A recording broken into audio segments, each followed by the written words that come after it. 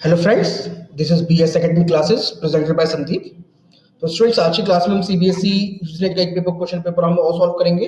तो ये question paper जो हम सॉल्व करेंगे, ये हाल ही में अभी एग्जाम जो हुआ था उसी को हम इस क्वेश्चन पेपर को सॉल्व करेंगे। तो बहुत से स्टूडेंट्स ने मुझे अपना ईमेल आईडी दिया है पीपीटीज और नोट्स को सेंड करने के लिए। तो स्टूडेंट्स, ये तो बहुत डिफिकल्ट है हर एक को इंडिविजुअल प्रोवाइड करना उनकी ईमेल आईडी पे। तो हमने क्या किया है बीएस एकेडमी ने कि बीएसआई एकेडमी ने अपना एक ब्लॉग लिखना स्टार्ट कर दिया है। तो इस ब्लॉग पर बीएसआई एकेडमी .blogspot.in पर आपको सारी की सारी नोट्स अवेलेबल हो जाएंगे। तो एक बार आप उसको इस ईमेल आईडी इस ब्लॉग पर जाकर चेक कर सकते हैं। तो उसमें अभी तक की जितने भी हमने जो मैंने लेक्चर प्रोवाइड किए हैं उसी सभी की लेक्चर्स आपको सॉफ्ट कॉपी में या नोट्स में प्रोवाइड हो जाएंगे। तो आप वहां से डाउनलोड कर सकते हैं। तो ये जो हम डिस्कस करेंगे, तो देखिए, जो स्टूडेंट्स मेरा वीडियो पहली बार देख रहे हैं, मैं उनको अपना ब्रीफ इंट्रोडक्शन दे देता हूँ। मेरा नाम संदीप है, मैंने एमटेक किया कंप्यूटर साइंस से। उसके बाद एज अ सॉफ्टवेयर इंजीनियर मैं वर्क कर चुका हूँ और मैं CSI exam as a JRF qualified हूँ इंजीनियरिंग साइंस स्ट्रीम में। मैं CBSE UGC NET exam as a JRF qualified हूँ और मैं अभी हाल में जैसे साइंटिस्ट की पोस्ट पर वर्क कर रहा हूँ। तो इस वीडियो में हम पेपर नंबर 1 को सॉल्व करेंगे और पेपर नंबर 2 एंड 3 को हम अभी सॉल्व नहीं कर रहे हैं। अभी हम उनको इंडिविजुअली सब्जेक्ट वाइज हम आगे सॉल्व करेंगे। तो देखिए स्टूडेंट्स, इसके अंदर जैसा कि मैंने बताया, जनवरी 2017 के क्वेश्चन पेपर को सॉल्व करेंगे। तो ये भी एग्जाम हाल ही में हुआ है, 22 जनवरी 2017 को ये पेपर हुआ था। तो इस पार्ट में हम टीचिंग एप्टीट्यूड को चेक करेंगे। तो टीचिंग एप्टीट्यूड से पहले डेटा इंटरप्रिटेशन, इसके अलावा जनरल स्टडीज जीएस, एप्टीट्यूड और आईसीटी का पार्ट हम सॉल्व कर चुके हैं। तो आप लोग उसके वीडियो भी बीएस एकेडमी चैनल पर जाकर चेक कर सकते हैं। तो क्वेश्चन नंबर 1 आपके सामने, effectiveness of teaching has to be judged in terms of course coverage, students interest, learning outcomes of students and use of teaching aids in the classroom. यानी अगर हम इसको अगर हिंदी में बोले कि शिक्षण की प्रभावकारिता का निर्णय निम्नलिखित में से किस रूप में किया जाना चाहिए। यानी इफेक्टिवनेस ऑफ टीचिंग, यानी किस वे में टीचिंग बहुत इफेक्टिव हो सकती है स्टूडेंट्स के लिए, वो हम कैसे जज कर सकते हैं उसको।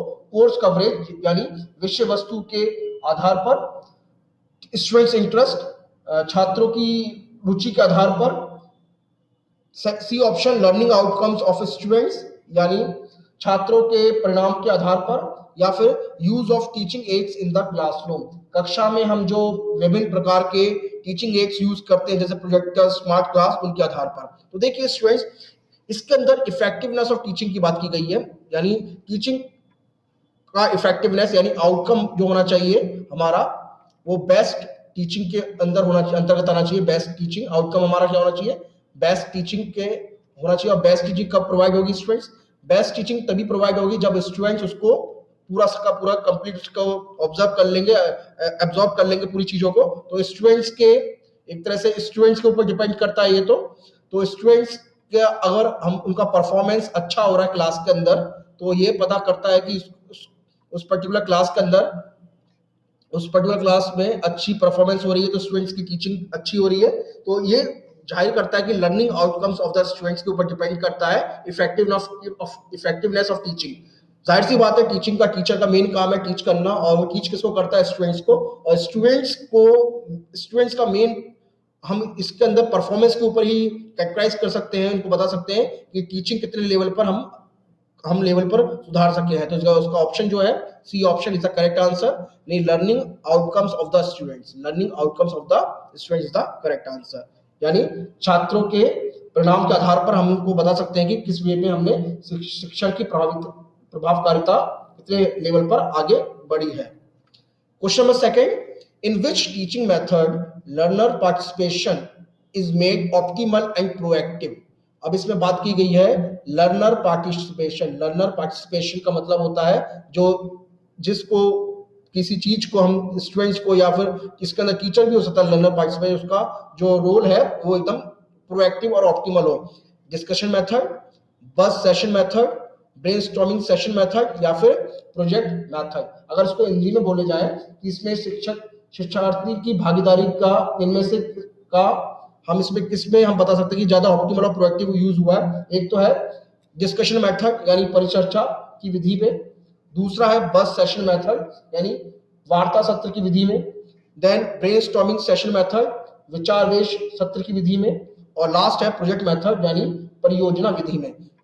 तो देखिए स्टूडेंट्स, लर्नर का जो, अगर हम एक बात करें लर्नर की, तो लर्नर का पार्टिसिपेशन की बात की जा रही है। लर्नर का पार्टिसिपेशन, तो देखिए लर्नर का पार्टिसिपेशन तभी ज्यादा होगा जब हम हर एक को पार्टिसिपेट करने का मौका दिया जाएगा उसके अंदर, किसी भी टीचिंग के अंदर। तो ये पॉसिबल तब है जब इसके अंदर हर लर्नर, यानी अगर मैं बोलूं एक हमारे क्लास के अंदर वार्तालाप चल रही है, किसी टॉपिक पर डिस्कशन चल रहा है, तो उसके अंदर इसमें हम कोशिश करते हैं कि सारे के सारे जितने भी स्टूडेंट्स हैं सभी की इसके अंदर राय ली जाए, तो वो अपने विचार व्यक्त करते हैं हर एक के सामने, टीचर्स के सामने, स्टूडेंट्स के सामने। उससे क्या होता है कि इसमें लर्नर का पार्टिसिपेशन सबसे अधिक और प्रोएक्टिव हो जाता है। तो इसका जो आंसर है एक तरह से वो डिस्कशन मेथड है, ए इज द करेक्ट आंसर, क्योंकि इसके अंदर डिस्कशन मेथड के अंदर सभी जो स्टूडेंट्स होते हैं, सभी स्टूडेंट्स और टीचर का पार्टिसिपेशन सबसे ज्यादा मैक्सिमम होता है, क्योंकि सबकी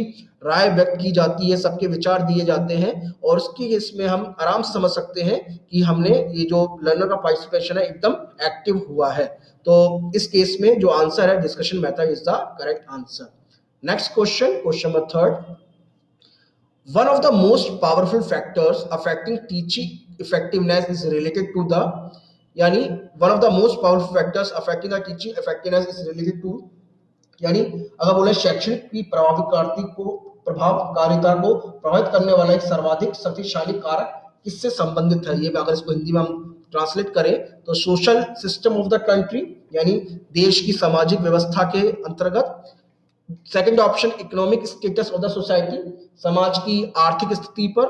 प्रिवेलिंग पॉलिटिकल सिस्टम, यानी विद्यमान राजनीतिक व्यवस्था से, या फिर एजुकेशनल सिस्टम, शैक्षणिक व्यवस्था से। अब देखिए इसमें बात की गई है टीचिंग की, टीचिंग इफेक्टिवनेस। अब टीचिंग की इफेक्टिवनेस हम कैसे मेजर कर सकते हैं? टीचिंग की इफेक्टिवनेस हम मेजर कर सकते हैं उसके उस पर्टिकुलर कंट्री के अंदर जो एजुकेशनल सिस्टम है उसको देखकर, क्योंकि एजुकेशनल सिस्टम से ही हम बता सकते हैं कि हमारे यहाँ पर किस लेवल की टीचिंग होती है। उसमें कोई जरूरी नहीं है कि उसका सोशल सिस्टम कैसा उस कंट्री का, यानी हो सकता है कि हमारे यहाँ पर अलग अलग तरह की सिस्टम्स बने हुए हैं सोसाइटी में। जैसे अगर हम कास्ट की को ले लें तो उसमें डिफरेंट डिफरेंट तरह के लोग आते हैं, हर कास्ट से आते हैं। उसी तरह से अगर हम एक तरह से ले लें सोशल स्टेटस के अकॉर्डिंग, जैसे हमारे यहाँ पर रिच पर्सन भी है, पुअर पीपल भी है, तो ये डिपेंड नहीं करता कि वो किस सोसाइटी से आ रहे हैं। The main thing is that हमारे यहाँ पे एजुकेशन सिस्टम क्या है। उसी तरह से अगर इकोनॉमिकल स्टेटस की जैसे मैंने बात करी कि रिच पर्सन है, हमारे यहाँ पे पुअर पीपल भी है, गरीब लोग भी हैं, कुछ ऐसे भी लोग हैं जो पॉवर्टी लाइन से भी आते हैं। तो आप अपने यहाँ पर देख सकते हैं कि हमारे यहाँ पे बहुत से ऐसे देश के बहुत बड़े नेता हुए, प्रधानमंत्री हुए, राष्ट्रपति हुए, जो कि इनका स्टेटस, सोशल स्टेटस उतना अच्छा नहीं था और उनकी इकोनॉमिक कंडीशन भी इतनी अच्छी नहीं थी, बट फिर भी वो देश के बहुत ऊंची पद तक पहुंचे हैं। और अगर आप देखें पॉलिटिकल सिस्टम, तो ये बिल्कुल भी डिपेंड नहीं करता कि हमारे देश में किस तरह का पॉलिटिकल सिस्टम है। अल्टीमेटली जो टीचिंग का जो सबसे अधिक प्रभाव पड़ता है वो उस देश में होने वाले एजुकेशन सिस्टम से प्रभाव पड़ता है। तो इस केस के अंदर जो D is the correct answer. Okay students, so D is the correct answer. Question number fourth इसमें दिया गया है, तो जरा देखिए, formative evaluation stand to accelerate the pace of learning. Formative educational stands to accelerate the pace of learning. Formative evaluation का मतलब है निर्णयात्मक मूल्यांकन अधिगम की गति को तीव्र करता है। ठीक है, नाउ ये रीजन इसका बताया गया है, तो असर्शन और रीजन, यानी अब पहले तो हमें बता रहा है कि ये असर्शन है, ये रीजन है, उसको फुली एक्सप्लेन कर पाता है नहीं कर पाता। तो देखें, as against the summative evaluation, formative evaluation is highly reliable. अब देखिए ये फॉर्मेटिव इवैल्यूएशन क्या होता है, समेटिव इवैल्यूएशन क्या होता है, जब हम इसको टीचिंग एप्टीट्यूड की क्लास में डिटेल में पढ़ेंगे तब हम इसको देखेंगे। देखिए पहला स्टेटमेंट जो है it is a correct statement, formative evaluation stand to accelerate the pace of learning, definitely it is correct. As against the summative evaluation, formative evaluation is highly reliable. ये स्टेटमेंट जो है it's a wrong statement. Okay, it's a wrong statement. Formative evaluation की जगह पर यहाँ पर summative evaluation होना चाहिए था। सो इस केस में फर्स्ट इज द करेक्ट, यानी assertion is correct and reason is wrong. तो A is true but R is false. तो पहला ऑप्शन नहीं है, B भी ऑप्शन नहीं है, बल्कि C option is the correct answer. A is true but R is false. इसका रीजन क्यों है ऐसा, वो हम जब टीचिंग एप्टीट्यूड क्लास को हम डिटेल में पढ़ेंगे तब देखेंगे. Next question, question number 5th.